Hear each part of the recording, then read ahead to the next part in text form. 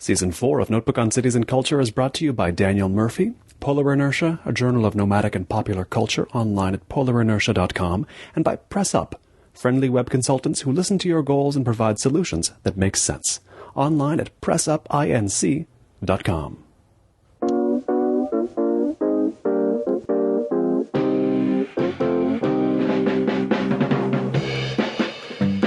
Why do we get so freaked out about the sight of a baby with an iPad? That's a really good question. I think that's one of the very first questions that I asked myself when I wrote this book. I spent many years at Mediabistro reporting on the rise of the iPad and digital devices, and I have to say, when I first saw the iPad and I first saw children interacting with them, I was fine with it, and I was very excited to share these devices that I enjoyed in my life with my daughter. But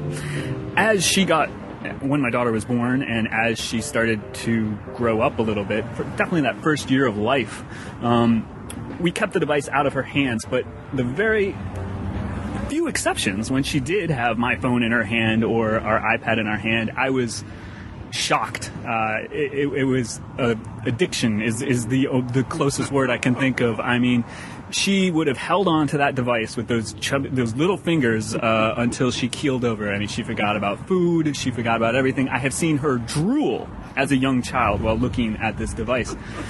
And it really dawned on me at that moment. That's when the shock started to set in, and that I started to say, wait a minute, maybe we shouldn't be giving these to kids when they're 1 year old. And so I started asking different people, doctors, neuroscientists, teachers, when is the appropriate time to give these? And you get a lot of different answers, but I think I urge all parents to be very mindful that when they're giving these devices, they are making a very momentous decision, and they are letting in a powerful, powerful tool into their child's life that really you need to think about how you use it with them.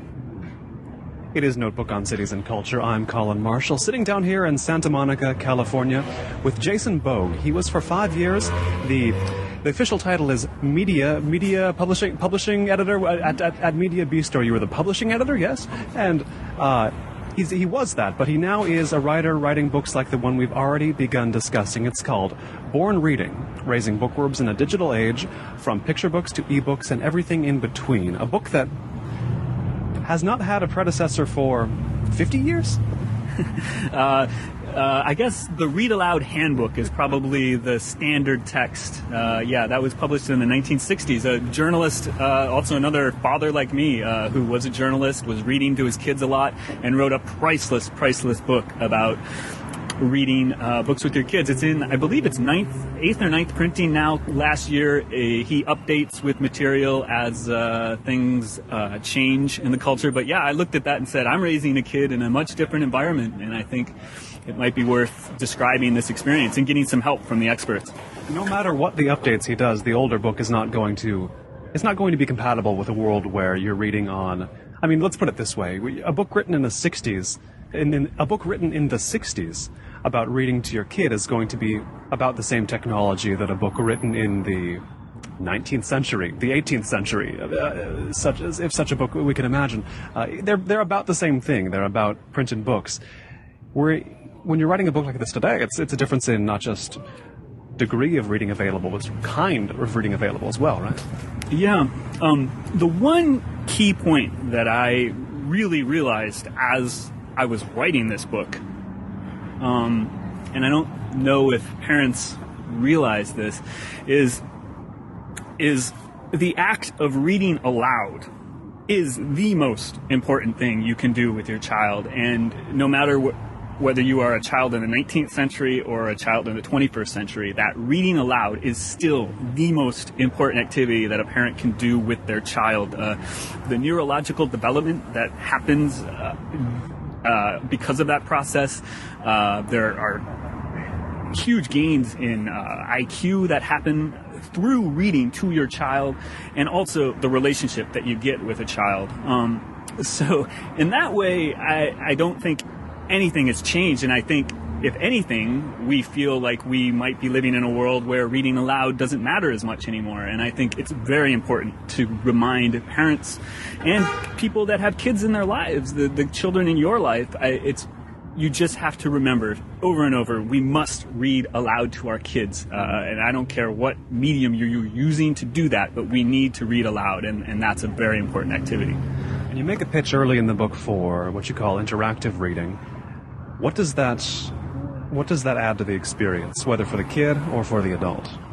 Yeah, it was something I had to learn as a parent. I think your first impulse as a parent, at least mine was, when you have a picture book, is you just hold up the book and you read the words, and the kid sits there, and that's the experience. I mean, that's pretty much how my parents read to me. If you go to most read aloud situations right now, that's kind of how it is. The kid sits and listens, and you read. But we've had this science for the last 30 years. It's been proven over and over in scientific studies that the most effective and most the kind of reading with the most cognitive gains for your child is interactive reading. And that's when the child sits on your lap or sits in front of you and you read the book to them, but while you read, you ask them questions just constantly. You make them part of that experience. And you can do that from the very earliest moments. Once I started writing this book, I think my daughter was probably 6 months old, maybe 8 months old, and I started to ask questions. Even though she couldn't speak, I would say, here's something red. Do you see something red? And in the book, and I would help guide her to do that. And the more you interact with your child like that while reading, the earlier the response you'll receive from them during that reading experience. But as I was interviewing these experts and learned these techniques, it doesn't take very long, but I've had some really good teachers. It doesn't take very long, but once you know them, you are such a better reader. You can walk into any situation. I can walk into my daughter's preschool class and do an interactive reading situation and have a room full of kids very excited, interacting, answering questions with the book. Kids love it, and you just have to know how to do it. There seems to be a line through even past childhood. I mean, I think of adults reading, and there's a lot of adults out there who might think, just like they would think, I can read this book to my kid, never interact with them, and they'll become smarter thereby. They'll think that about themselves. I can read a lot of books. If I read as many books as I can, I'll become smarter. I will gain that knowledge. But I think you and I both know we don't really, if you just read a book and do nothing else, you don't really gain the knowledge in that book yourself. If you're writing about the book, I mean, that's one example. If you're using the book in some way, you can't just read. You can't just read aloud, and you can't just read to yourself, right? Mm-hmm. Absolutely. I think that's a great analogy. I didn't even think about it while I was reading the book. But yeah, the things in my life that have become the texts that I have understood the most as a reader are the ones that I would sit in a coffee shop and argue with somebody about, or just defend those ideas, or be interrogated about those ideas. And I think that process, you get older, and yeah, I would probably, if I was talking to you about a book, I would call it interrogation. But yeah, for a kid, you're just asking them questions, and you are giving them skills that will serve them from preschool all the way to doing a podcast interview about their favorite books. It's a really powerful skill, and you're absolutely right. That act of interrogating a text, whether it's a children's book about the alphabet or what am I reading right now? The I Ching. That conversation, that interrogation is really important to your comprehension. Now, I'm sure you see these articles even more often than I do, but the ones about how, Americans don't read. Here's how few books kids read. Here's how few books adults read. Here's the low amount of time everybody reads. Why is reading per se used as a proxy for our general well-being? Until I wrote this book, I saw reading as, it was something I valued very much in my life. I treasured it, and I did. I saw myself as this minority. I was proud about that. I was rose above the fray, or whatever you want to call it. But after writing this book, I've really started to see what you've just described as a public health issue. I think there should be a pamphlet that you get in the hospital when you have a child that says, if you spend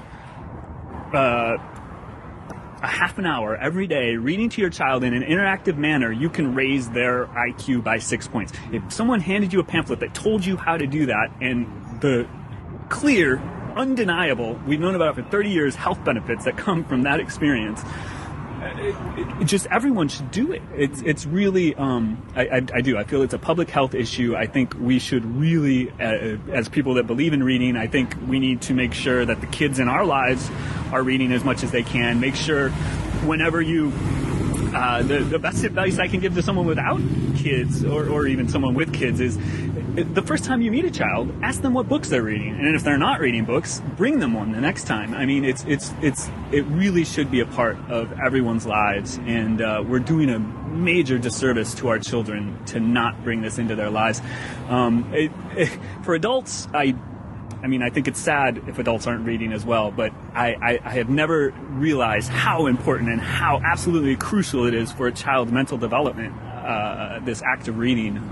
So for children, I think it's a public health issue. It's something we should really be working on as a culture. It's something you also see commentators say, that don't worry about the amount kids are reading, worry about the kind of reading. Like they'll argue we ask the wrong question by asking, are kids reading, how much are they reading, when we should be saying something, we should be asking something more specific, what kind of reading are they doing? Do you think that's, how important do you think that idea is, that we may be asking too broad a question with our kids reading? I also agree with that. Gordon Wells, one of the key childhood researchers that I interviewed in my book, he told me over and over and over how American schools are built the wrong way. We are built towards hitting reading quotas, hitting quotas for tests. And he said over and over, that's absolutely the wrong way. He said the only SRA thing. Remember? Did you have SRA? Yeah. Do they still do that? Yeah. Those reading measures are still there. And actually, with the Common Core curriculum is now arriving in, I believe, 44 states around the country, and that's really going to change the way that reading is monitored in classrooms and the emphasis on different skills that people are placing. And parents are going to be really worried about it. In the next few years here, it's going to really raise a kind of national question about this. But Gordon Wells, over and over, he said, the only way that a child learns is if they are learning about something they care about. So I could be giving my daughter... Let's substitute human beings. The only way human beings learn is when they care about it. You've never learned when you don't care. I've never done that. No, and we've got this school system where we are forced to read about what the testing system wants us to read about. We have to hit these markers over and over. It's not the teacher's faults. I mean, they have a very strict set of requirements and things they have to meet. But yeah, there is no room. And even in my own life, I spent the first 6 months of my daughter's life, she couldn't complain, but I would say I am not going to give her this or that insipid book. I only want her to read the books that I think are really quality. Since talking to Gordon Wells, now we go into the library, she gets whatever she wants. And if she, like earlier this week, she saw a video about mountain climbing, and she wanted to know everything about mountain climbing. So we went to the library and we found books about mountain climbing. You really have to follow what your child wants to read about. Even if it's not coming from books, if your child loves Frozen, the movie. Kids do, I understand. Yeah, and the earlier version of me, that young father, before I wrote this book, I would have said, I am never bringing in a corporate book into my family. I want my daughter to read these classics. I want her to read non-corporate books and only have this pristine childhood. But I realized, and now we have a Frozen book in our house, like Olive loves that book and she wants to read it over and over, and that's part of her experience. That's what she wants to learn about. That's what she wants to talk about. That's what she wants to imagine. So it's my job as a parent to encourage that and say, here's a book about it. Let's play. Let's pretend to be princesses. Let's carry the story out, or let's draw a picture. What do you think happened after that movie was over? Like, you can keep interrogating even after the book's over, and really. So it's not just about a book. It's about the conversation in life. Yes, that's something I stressed over in the book. I called them born reading bundles. So if your child likes a particular book or a particular movie, you can build an entire experience around that. You can play with them outside of the book. You can pretend to be characters in that book. You can find apps, almost anything you want to learn about or your kid's interested in. You can find apps or digital materials about that. And it's great. You can share that with them and give them more of let them find materials that interest them that way. And then, obviously, every single time, no matter what your kid's interested in, go to the library and find some books about it. And one thing I encourage is, and I've been doing this with Olive, and it's amazing. I say, you go ask for that, and she'll go up to the reference librarian and say, I'm looking for a book about mountain climbing, and they love it. I mean, it's showing them that they can have the agency and the freedom to go ask for something, and I think that's a very important skill to learn in life. It's experiences like these that make up a good chunk of your book. Your experiences raising this daughter of yours, Olive, who's quite a reader. I mean, it has been for a while. For most of, how old is she now? She's 3.5, almost 4. So for a surprising proportion of that life, she's been more of a reader than I think people who are not that familiar with 3 or 4-year-olds. I mean, I'm certainly not. I don't know how much they read, but it sounds like they can actually read quite a bit based on what you've said about your daughter in the book. And what's it been like what is the experience of going to libraries around Los Angeles been like that you've done together? Libraries, I think, are I've really learned a completely new appreciation for libraries having a child. I think I spoke about this earlier. I've always prided myself as a reader, and I always said I love to read. That's a big part of my identity, and I'm also a writer. And I really felt like that was my choice. That was a big choice that I made in my life, and that's how I ended up here. And as writing this book and going to the library with my daughter and seeing how reading is something that you have to do over and over and over, and going to the library is something you do over and over and over, I realized the role that my parents and the librarians in my small town played in my development. I mean, Which was what small town where? Lyons, Michigan, population 600. The Lyons Township Library. I can still picture it today. They had a huge row of yellow-spined Nancy Drews and blue-spined Hardy Boys, and I just went down the line. I read every single one of them. But it was the fact that my mother took me to that library every single week, and the fact that my parents had a bookshelf and would read to me every single night. That's how I ended up here. I mean, I made some professional choices, yes. Beautiful Santa Monica. That's what got you here. I made some winters are less harsh. Yes, they are. I made some professional choices, yes, to be a writer, but the choice to be a reader was not my own. It was shown to me. It was a gift that my parents and these librarians gave to me. And now I realize that more than ever as I take my daughter and repeat these things. So to describe that, it's been amazing. My daughter, she was 1 year old when we moved to Los Angeles, and we didn't know anyone. Her grandparents are here, but we had no friends.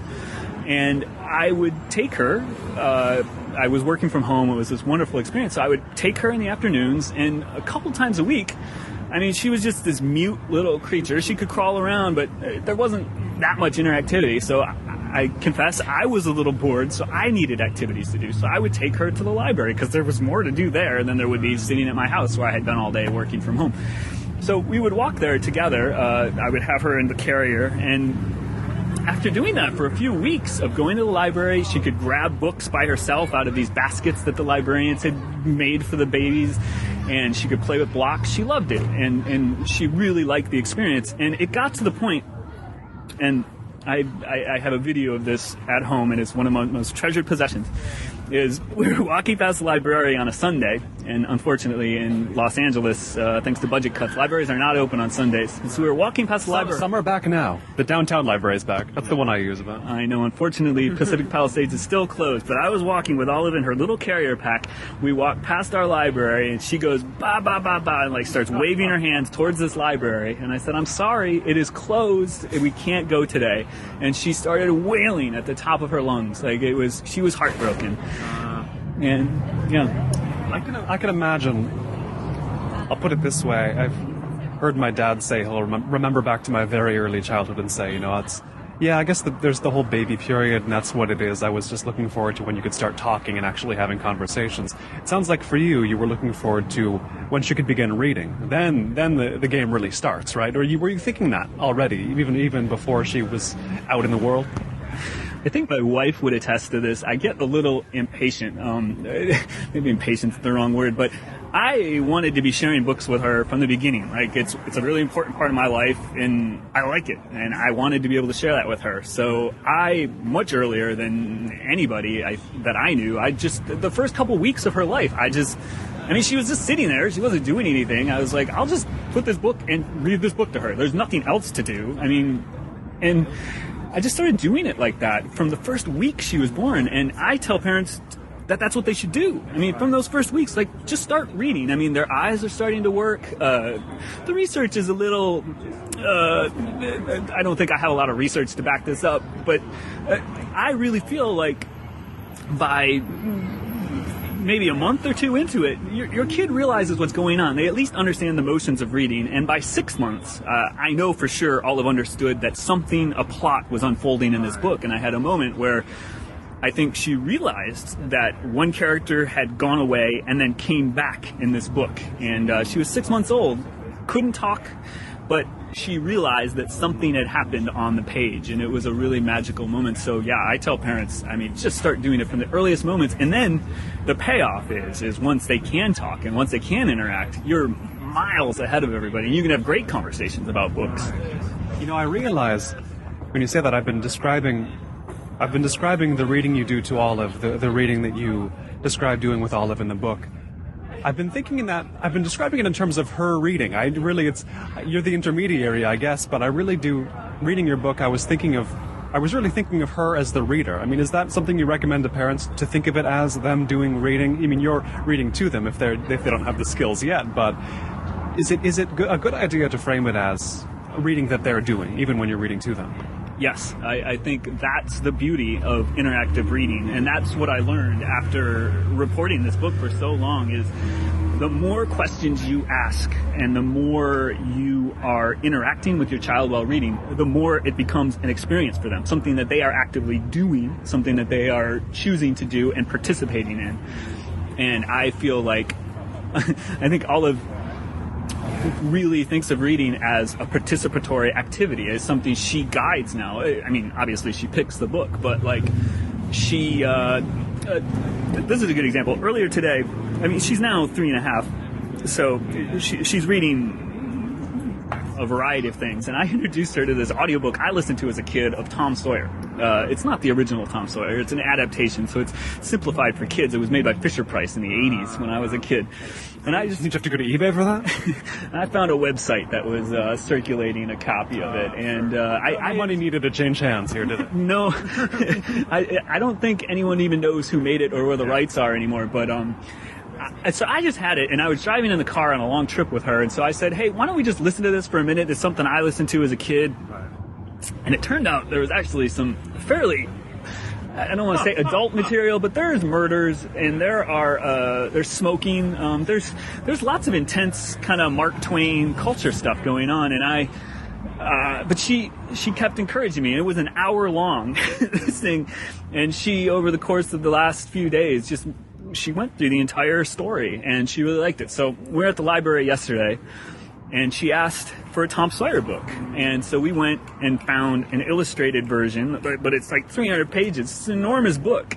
And she sat down and looked at the pictures and kind of guided me through it. She said, I want to look at the scene in the graveyard, because she knew from the book there was a scene in the graveyard, and she wanted to see, and we were interrogating it together, and she kind of took these things that I had been kind of showing her how to do for a long time, and she was able to go into this book that was way over her head and kind of break it into pieces that she could understand, and it was a really beautiful thing to see. And I don't think it's that, I mean, I think she's a very smart girl, and I think she's awesome, but I think anyone can do that with their kid if you just do this work and build up to it.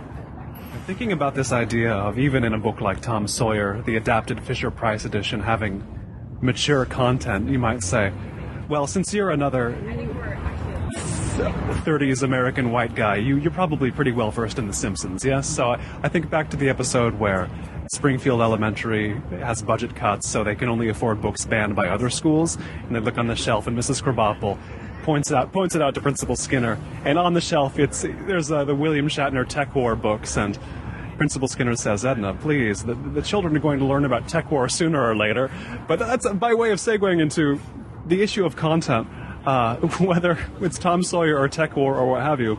I feel like our generation, our Simpsons watching, internet using generation, has proven that kids don't get wrecked by seeing content above their heads, quote unquote. I mean, we have had access to any facet of adult life we want to know about at our fingertips for a long time, and we're fine, right? We can trust kids to process what needs to be processed, right? I actually spoke to the folks at Common Sense Media, which is an online group kind of dedicated to that question that you just raised, like what's appropriate for kids to look at, what's not. They actually have a rating system, and so you can go on there if you're a parent and you can see what recommended age they have for it, and then you can also compare it to what the recommended age from parents who read the site are. So those numbers are usually different. Like parents probably will get it younger, I asked them about that a lot, and I guess I kind of, because it is a parenting handbook, I was looking for something hard and fast, but they wouldn't give me anything hard and fast. They were like, they told me over and over, they're like, it comes down to the parents' personal feelings and kind of the decisions you make within your own family.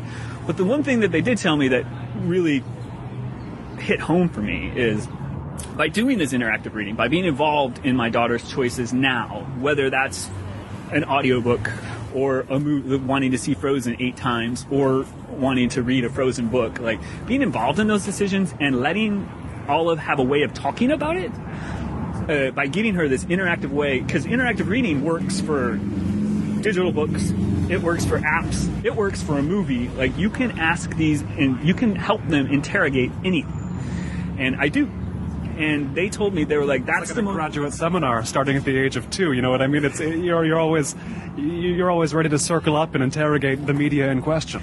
Exactly. But you shouldn't wait till you're in grad school to learn those skills. And that's what Don't wait till 29. Start at 2. Yeah, that's what Common Sense Media taught me. They said, you're teaching them how to process media, which is probably the most important skill that a kid can have going into this environment that you described, where everything's at their fingertips. Like, it's going to be so much more important that Olive makes good decisions about the media around her, because she's going to have more media to deal with than I will probably see in my entire lifetime. She's going to see more the next 10 years than I saw in my entire lifetime. It's really a wild environment they're entering, and it's hard to know who to believe, and it's hard to know what's true, what's not, and I feel like by starting this process early, you are giving them the skills, the media savvy to survive in this world. I want to make this question not sound too grand, but you bring up giving Olive books, you are reading books to her you remember from childhood, or books that are from generations and generations ago, or she'll be using an iPhone or an iPad. We have a lot of anxieties right now about, is the printed book going to be displaced? Is there new technology that's going to become dominant? What's going to be ubiquitous next? Are the works we loved going to survive? But it seems like in this era, nothing really gets displaced. We just get more stuff. We get more media. We get more types of media. All the eras seem to now be more present than ever. I mean, it's nothing seems to nothing seems to displace anything else. Does that seem true to you? To some degree. In my own reading, I would completely agree with you. I feel like I now mainly read digital, but I still have a bookshelf at home, and I will read a print book if I can't find a digital version, and I still appreciate the beauty of text, but I prefer reading digital books, and I don't feel like this iPad has made me less of a reader. I think it's made me more of a reader. When did they become acceptable to you for daily reading, digital books? Because 15 years ago, there wasn't a good way. Now there clearly is, but somewhere along the line, people became able to accept reading a book. Because there was a time when everybody would say, who's going to read on a screen for 3 hours? Now it's not a question. For me, I was on vacation. I think it was 2008. And I was on a beach, and my print books, I had read them all, and I had a Kindle which someone had given to me, and I hadn't been using for a variety of reasons, but there were some books on there, and I just started reading that. And by the end of that vacation, I had made a pretty big switch. I started reading, 50-50, and then once my daughter was born, I found less time in my life to sit down and enjoy these things, and I had these moments. I remember being in the hospital the night after she was born, and I was holding her, and she was asleep. I spent so much time sleeping, but I had no print book. I had nothing. I was completely unprepared, but I had my iPhone, and I sat and I read Jonathan Franzen's. I was reading a Jonathan Franzen book in the hospital and was dozing off myself. But that was the moment. After that, it was kind of all digital for me, just because it was so much easier for me to carry the books with me and also read on the go, because your life becomes so segmented once you have a child. Now, you mentioned moving from New York City to Los Angeles when your daughter was about 1, right? 1 year old? And this will draw on your experience of overseeing Gallicat, the well-known publishing blog. But I want to know about the comparative sort of reading cultures of New York and Los Angeles, because New York always gets talked about as the seat of reading and publishing in America. And yet Los Angeles, I often hear called, paradoxically, the biggest book market in America. What's going on? I scoff whenever someone tells me that there's no literary culture in Los Angeles. There's actually a fairly strong one.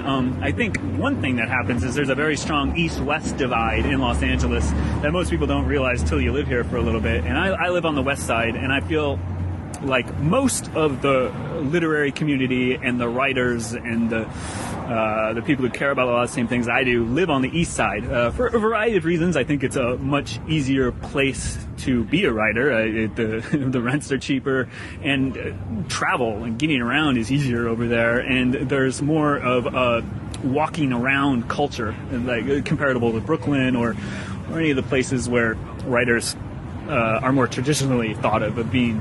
There's a booming culture there. Tons of writers, tons of events, literary events. Los Angeles Review of Books has been a real. They taught me so much, introduced me to everyone out here. I mean, I found a really vibrant community that through them and through Gallicat too. But yeah, I found a great community, and I never for a minute felt that I would need to go back to New York to have that community.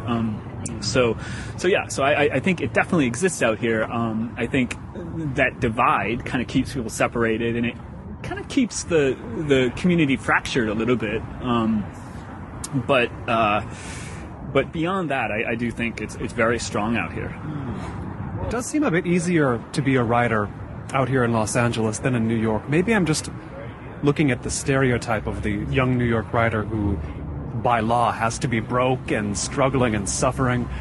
But it does seem, tell me your impressions, it seems like writers generally don't seem so miserable here. I don't know, is that true? Yeah, I think, for me personally, I feel like when I was in New York, I was a little more harried. I was a little, I think everyone in New York feels this a little bit. You're looking over your shoulder. You're always seeing how everyone else behind you is doing, or ahead of you. You just want to know where you stand. There's a hierarchy that's perceptible. Exactly. There's a hierarchy. Whereas here, it's just kind of like, You can't really place anybody. It's just like an amorphous sort of, everyone's floating around each other.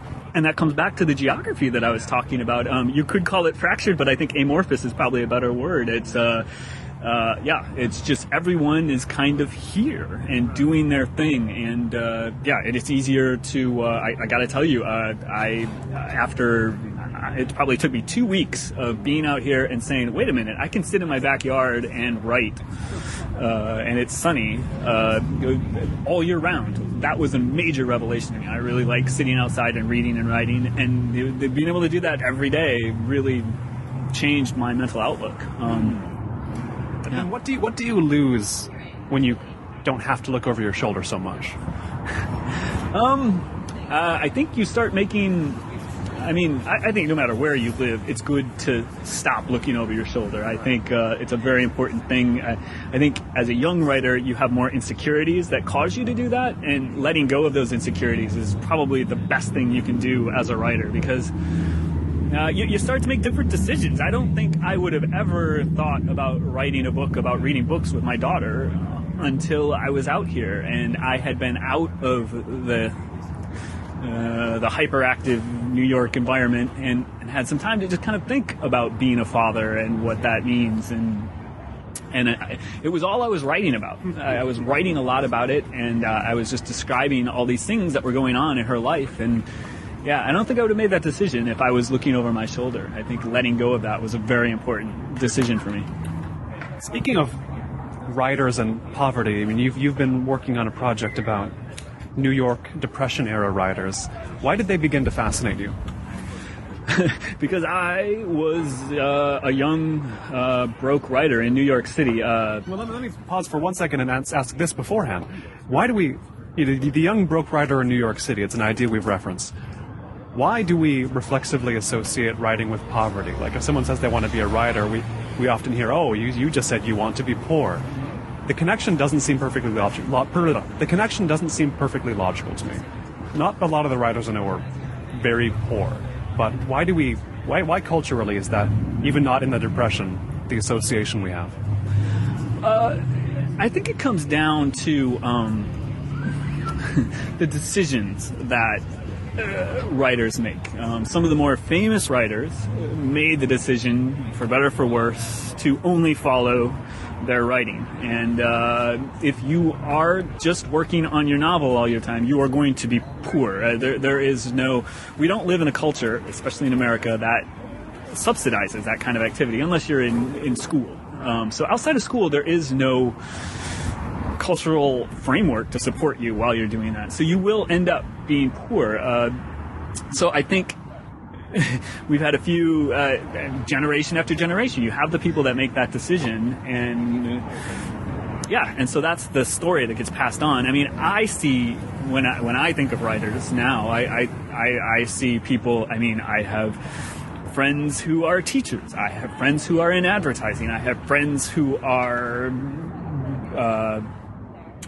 friends who work in the movie business, or friends that work at restaurants. I mean, but they're writers. They have been writing for years, and their writing has always been a part of their identity. And so when I think of writing, I think more of the working writers. And it's true, they are people that they're not starving. They found a way, for better or for worse. I mean, it's never going to be as balanced as if all you have to do is work on your novel, but why would you want to only work on a novel? That seems unappealing to me. But then again, I'm not a novelist, and that seems like... I mean, we conflate writer with writer of novels, don't we? Yeah, I think that's part of it. I mean, but when I was growing up in Michigan, or even when I was running around in college, I thought, I'm going to be a writer. And I thought that would be my identity, that I would be someone who sits around all day and writes. But I learned very, very quickly that there's just no model in the United States for doing that. And maybe it's just a myth anyways that we believe that. I don't think many people have ever had that situation. And you kind of have to broaden your mind a little bit and say, I am a father, I am a person who works as a journalist, I am and all of these things, but I'm a writer, and it doesn't diminish me being a writer. But continue, you wore this aspiring poor writer. What turned you on to this idea that Depression-era New York writers were particularly fascinating or relevant? It was 2008, I believe. The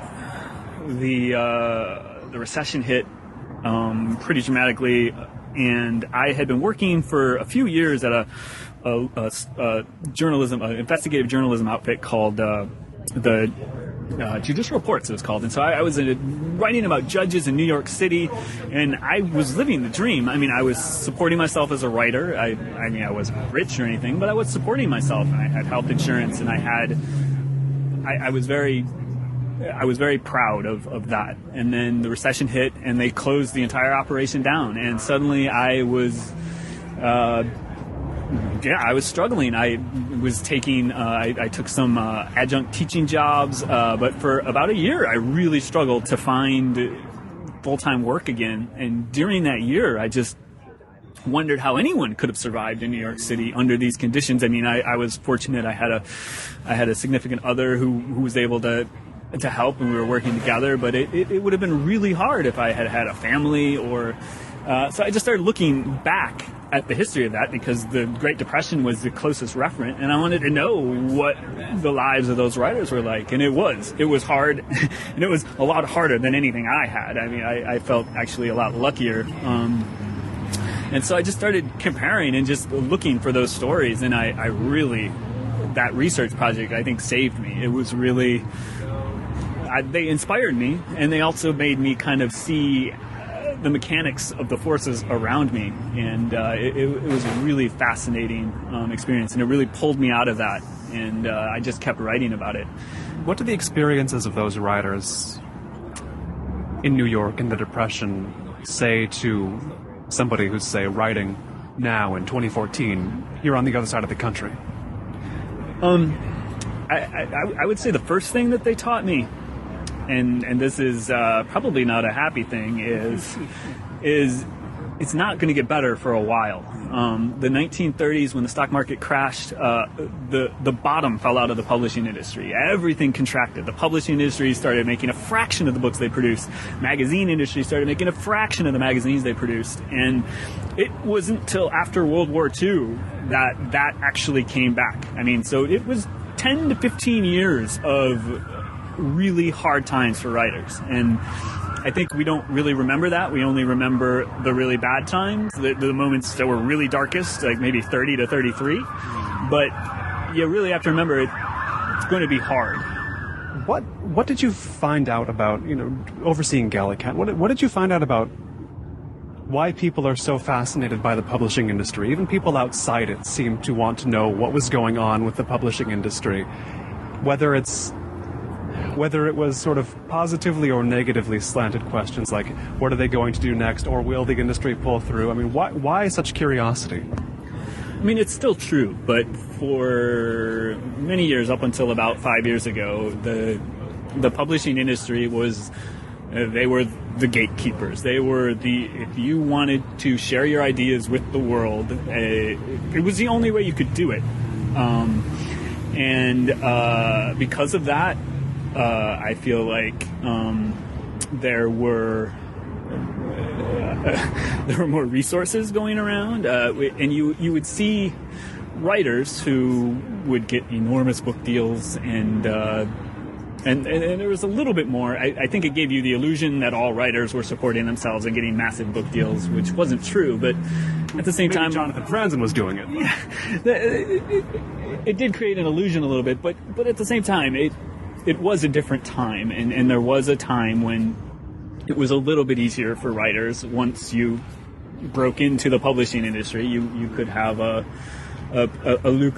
lucrative. You could have a career, and you could support yourself. And so there was a mystique about that. I mean, how could I get that for myself? How could I become like Jonathan Franzen? Or and I remember thinking that a lot in college, and even as I got older. I mean, you just kept imagining, like, okay, if I figure this out, if I decode this, then I can be a writer, quote unquote. Yes. It's so broadly defined. It's like, when you really think about it, writer, it's like when somebody says, they're a reader, or they talk about reading. It's like, well, reading what?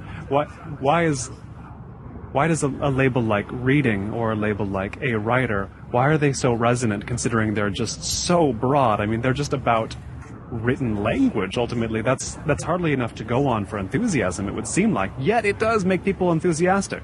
Yeah, and it's mainly because, I mean, it used to be there was one medium. It was the printed page, and it was these beautiful artifacts that we produce, these books. And over the last 5-10 years, I mean, that landscape has shifted so dramatically. I mean, now, when my daughter Olive thinks about books or thinks about being a writer, once she's old enough to kind of make these decisions and think about that, it's going to be an entirely different thing. I mean, a writer could be someone on a blog or a digital book, or I don't know, whatever we read on when we have wearable technology. Yes. 10 years from now. I mean, whatever that thing is, maybe that's what a writer is. It's someone that... I was going to ask, with Olive's generation, do you see them using writer in the same way, aspiring to be, broadly speaking, a writer? I mean, they may aspire to do things involving writing, but then again, more people are physically writing stuff than before, I would think. You know, it seems like the act of writing must be on the upswing, because there was a time when people, talked on the phone a lot. They didn't have to write. Now we're in almost a writing, our communication is, a lot of it's writing based. It's more so than in the golden age of letter writing, shall we say. In some ways, I think you're also seeing a really big shift towards images, and I think that is going to be the biggest kind of struggle that Olive's generation is going to face. Is I really feel like they are going to have to make a decision about how much we care about the written word, because they could just spend all of their time with these tablets, and they could just spend all of their time watching cartoons or Vine videos all day. Exactly. And they are going to have to make a conscious choice. And writing this book reminded me about the people who helped me make my choices in a different time period. I mean, I know my parents were worried about me watching too much TV or the other encroaching influences that could distract me from a life of reading or writing, but they are going to have to make a much starker choice, and I think the future of printed books especially is going to rest with them. I mean, how much they value that, and if they want it to continue or not, and I would hope that they would. And I think especially when it comes to young children, I think printed books are just absolutely vital. Like, you must be reading to kids with printed books. But yeah, they're going to have to make a choice, and they're the first generation, I think, that could say no. I think there's a chance. There's nothing in their culture is going to say, "Hey, books are valuable. Hey, ebooks are valuable." It's only their parents, and it's only the people that care about them that are going to do it, because nothing in the culture at large is going to remind them of that. Would you say we're right now figuring out what a printed book is good for? I mean, because since the printed book has been around, that has been the medium. Like, if you want something to be in text, it's going to be in a printed book, and then later a magazine, which is essentially like a printed book. But only now do we have more choices. We can write in other media, and only now can the printed book sort of discover its specialty. Does that make sense? Like, it's not it doesn't have to be one size fits all now, so we're discovering what the printed book does fit. I would actually turn that around and say, what is an iPad good for? I think that's the question that we have not answered. I really, truly feel that. I don't feel like we have answered that at all. I mean, I think there is one model where we could say the iPad is going to save reading. Like, the iPad is it makes me as a person read more. I read a lot more books because I have this iPad, but I don't think that is what it's doing in the culture at large. I feel like culture at large, it's encouraging people to watch more videos, and it's encouraging people to not look at books. And I think if I can give one thing to Olive, I do. I think she does. Since the very first weeks of her life, she understands what a printed book is. She understands what you can do with that and how that can help carry you. But I think now that we waited, the Academy of Pediatrics recommends waiting until 2 years old to give digital devices to your kids. So we waited that long. to introduce digital devices to her life. And now that digital devices are in her life, I think that's the more important thing, is showing her what an iPad's good for and how it's more than just a TV that you can carry anywhere you want. Like, there are books on here. Just yesterday I helped, we took some public domain books, some illustrations, and kind of illustrated a story using illustrations we plucked from that book, and we made on the iPad a little digital book that she can read. That's a story we wrote together, and I feel like there's so much value in showing her how she can, number one, read, number two, create, and number three, kind of combine those activities in a really cool way.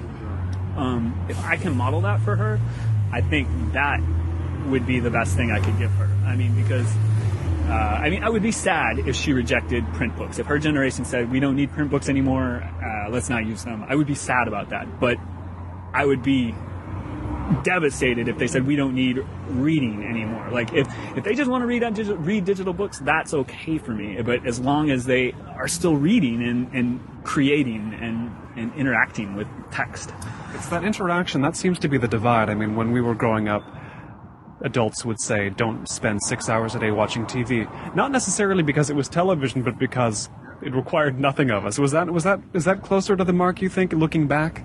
Yes, I do. And I think that's the danger, such danger of the iPad, and why we don't understand it as a culture, because I didn't understand it as a father. Because I do. It's been on the market 5 years. What do you mean we haven't fully internalized this brand new thing that we barely understand yet? Yeah, I mean, it's really like we just all, as a culture, made this step to being in a world where computers were over there and we were over here, someplace else. And we would go over there to use the computer when we wanted to use it. And we have now went to this world where we have fully merged with, we are cyborgs in a really real, genuine sense. We are cyborgs. We have these machines that are enhancing our brains, and we use them constantly. And they're not physically attached to our bodies, but they might as well be. I mean, I have that, and I think we just use them without thinking about them. And we don't really know what the power of it is yet. And so, number one, we give it to our kids thinking that, oh, it's an interactive device. It's not television. It isn't. It's not television. It's interactive, so it's fine. We'll give that to them. But the kind of they're not interacting with it. They're sitting there staring at a screen or mindlessly pushing buttons. And neither of those activities are beneficial. And you might as well be watching TV if that's all you're going to do with it.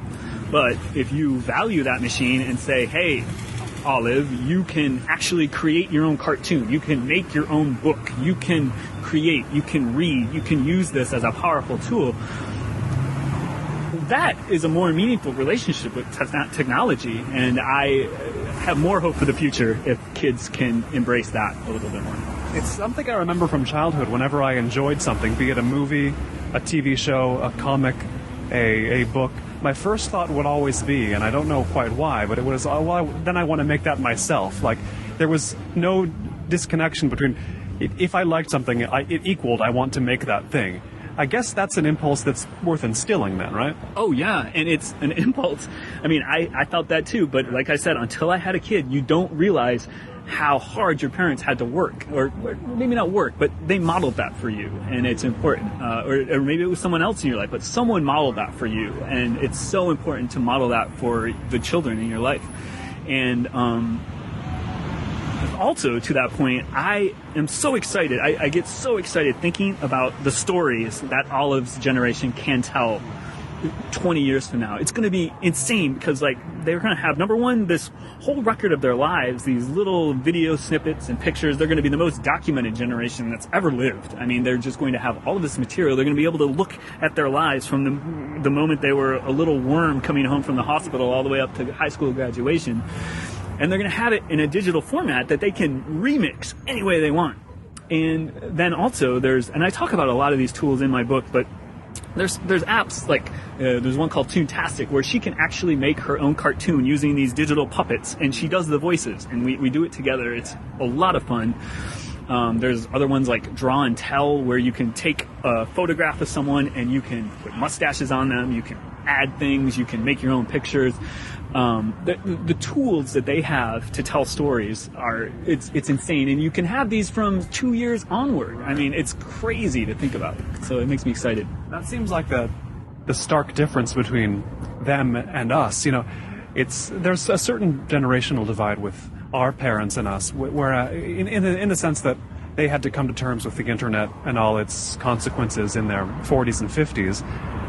Whereas we, do you think about this? I feel like our generation is in a unique place because we're the last ones to remember the world before the internet as it is today, but also to sort of natively experience it. I mean, does that give us any kind of advantage or disadvantage? What is important about our position as really the one generation that lived through that divide in a way where, that's like somebody coming to America at the age of 9 can become Americanized, but also is fluent in the old culture. Somehow we're in that same position, right? Yeah, I think the best thing that we could do, and I don't think we do it too much yet, is to really, to go back to the verb we keep using, interrogate this technology. I feel like I include myself in this. I feel like I let this technology into my life and didn't ask a single question about it. I just let it in, and I use it every day, every hour, every minute sometimes.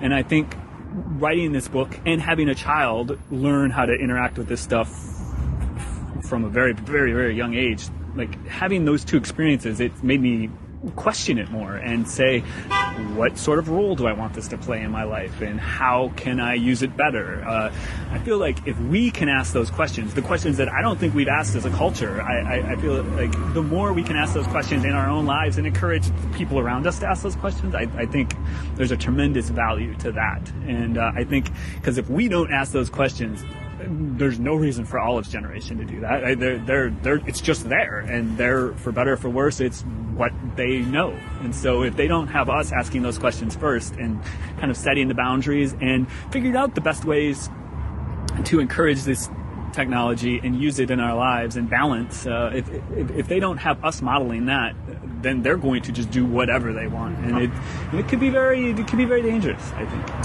How long do you think it'll be before Olive is recommending you books you haven't heard about, or not even books, just stuff? When do you look? What era is that I'm sure you look forward to, where she is sending you things, sending things your way? Yeah, that's already happened. I think, to go back to Frozen, I think that was the moment, because she's in preschool, and I knew that this movie called Frozen had been released by Disney. I mean, it's not like I didn't know it existed, but I had no interest. They made sure you knew it existed. I had no interest in seeing it, and I had no interest in showing it to her. I said, "Oh, it's another movie about princesses," and I didn't want it. And she would come home and she would say blah blah blah at school, saw Frozen. Or we would go into school and one of her friends would come up and say, "Did you see Frozen?" and like tug your shirt.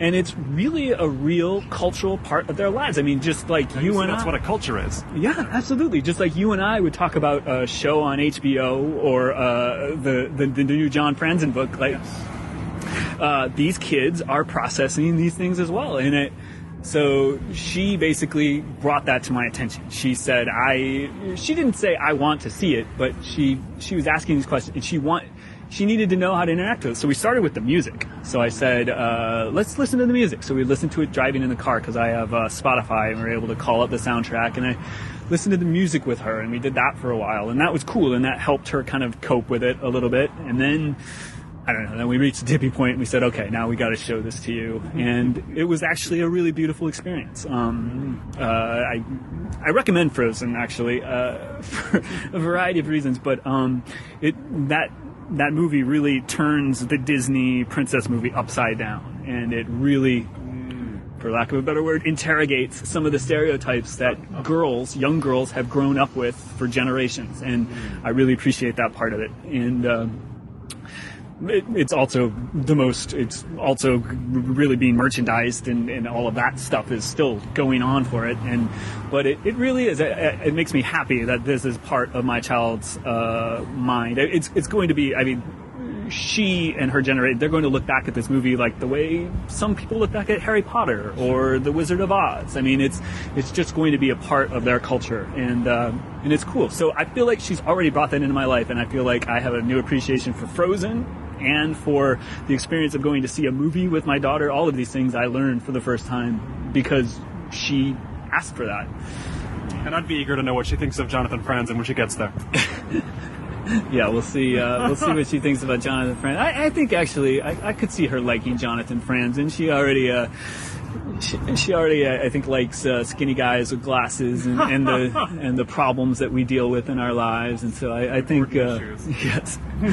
So I think she'll enjoy reading Franzen as much as I did. I don't know.